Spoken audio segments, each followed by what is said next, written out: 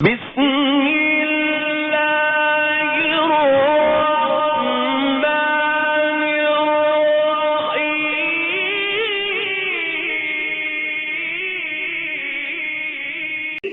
نبیوں کے بعد، پیغمبروں کے بعد جس شخصیت کا درجہ ہے اس کا نام صدیق اکبر ہے، اور اہل سنت والجماعت کا یہ موقف ہے کہ صحابہ کرام قرآنی شخصیات ہیں، تاریخی شخصیات نہیں، اور صحابہ کرام ہماری تان و تشنیع سے والا تر ہیں۔